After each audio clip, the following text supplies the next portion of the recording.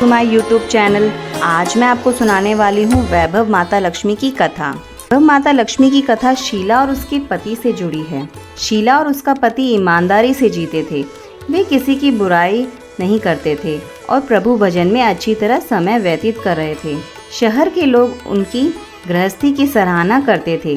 शीला की गृहस्थी इसी तरह खुशी खुशी चल रही थी, पर शीला के पति के अगले जन्म के कर्म भोगने के बाकी रह गए थे। ऐसे में वह बुरे लोगों के साथ दोस्ती कर बैठा। वह जल्द से जल्द करोड़पति होने के ख्वाब देखने लगा, इसीलिए वह गलत रास्ते पर चल गया। रास्ते में भटकते भिखारी जैसे उसकी हालत हो गई थी। शहर में शराब, जुआ, गांजा ये सब फैला हुआ था। उसमें शीला का पति भी फंस गया। दोस्तों के साथ उसे भी शराब की आदत हो गई थी। जल्द से जल्द पैसा वाला बनने के लालच में दोस्तों के साथ जुआ भी खेलने लग गया। इस तरह बचाई हुई धनराशि, पत्नी के गहने, सब कुछ रेस जुए में गंवा दिया था। इसी तरह एक वक्त ऐसा भी था कि वह सुशील पत्नी शीला के साथ मज़े में रहता था और प्रभु भजन में सुख शांति से व्यक्त करता था। उसके बजाय घर में दरिद्रता और भुखमरी फैल गई। अब सुख के खाने की बजाय 2 वक्त भोजन के लाले पड़ गए थे अब, और शीला को पति की गालियां खाने का वक्त आ गया था। शीला सुशीला और संस्कारी स्त्री थी। उसको पति के बर्ताव से बहुत दुख हुआ, किंतु वह भगवान पर भरोसा करके बड़ा दिल रख दुख सहने लगी।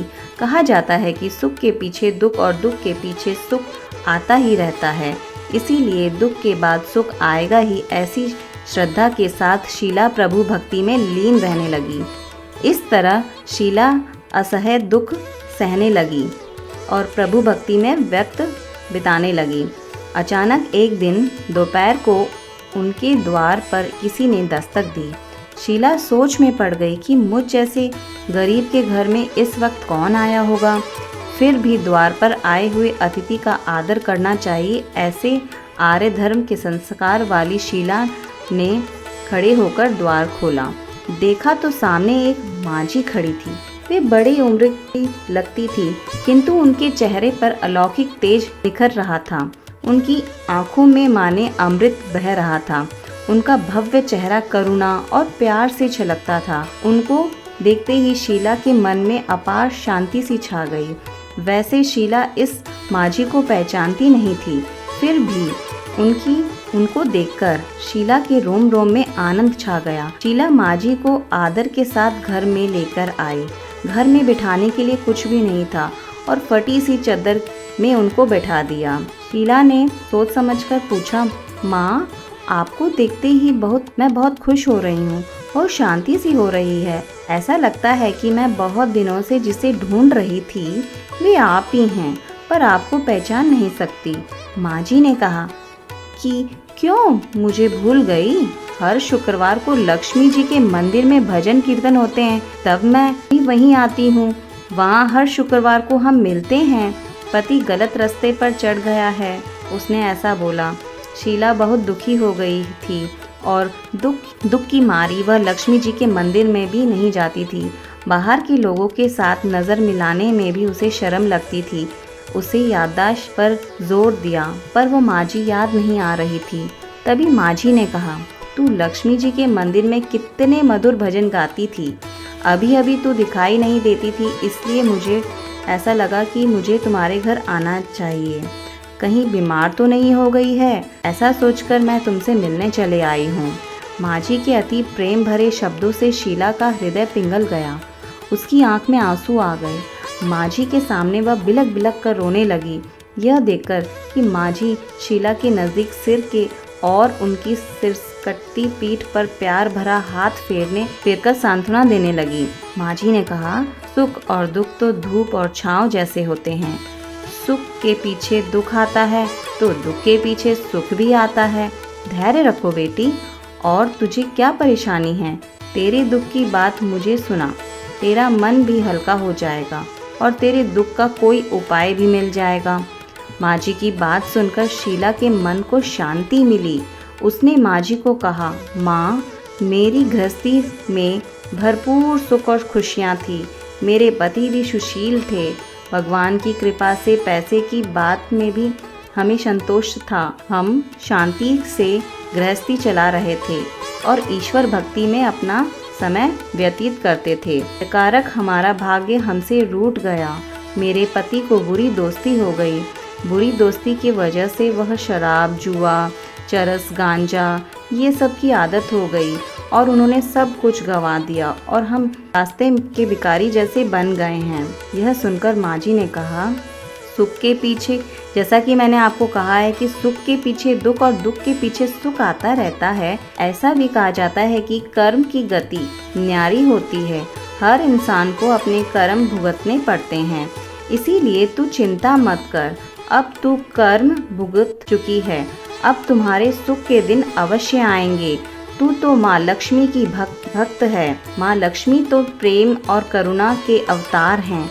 वे अपने भक्तों पर हमेशा ममता रखती हैं, इसीलिए तू धैर्य रख। माँ लक्ष्मी जी का व्रत कर, इससे सब कुछ ठीक हो जाएगा। माँ लक्ष्मी जी का व्रत करने की बात सुनकर शीला के चेहरे पर चमक आ गई। उसने पूछा, माँ लक्ष्मी जी का व्रत कैसे किया जाता है, वह मुझे समझाइए, मैं यह व्रत अवश्य करूँगी। माँ जी ने कहा, बेटी माँ लक्ष्मी जी का व्रत बहुत सरल है। उसे वरदलक्ष्मी व्रत या वैभव लक्ष्मी व्रत कहा जाता है। यह व्रत करने वाले सभी की मनोकामनाएं पूर्ण होती है। वह सुख, शांति और यश प्राप्त करता है। ऐसा कहकर माँ जी वैभव लक्ष्मी व्रत की विधि करने लगी। प्रसाद पहले पति को खिलाया। प्रसाद खाते ही पति के स्वभाव में फर्क पड़ गया। उस दिन उसने शीला को मारा नहीं, सताया भी नहीं। शीला को बहुत आनंद हुआ।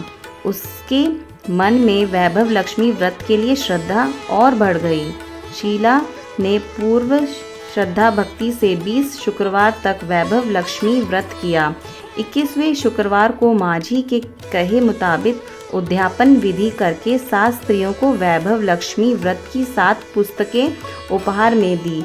फिर माता जी के धनलक्ष्मी स्वरूप की छवि को वंदन करके भाव से मन ही मन प्रार्थना करने लगी कि हे माँ धनलक्ष्मी, मैंने आपको वैभव लक्ष्मी व्रत करने की मन्नत मानी थी। यह व्रत आज पूर्ण किया है। हे माँ, मेरी हर विपत्ति दूर करो, हमारा सबका कल्याण करो। जिसे संतान ना हो उसे संतान देना।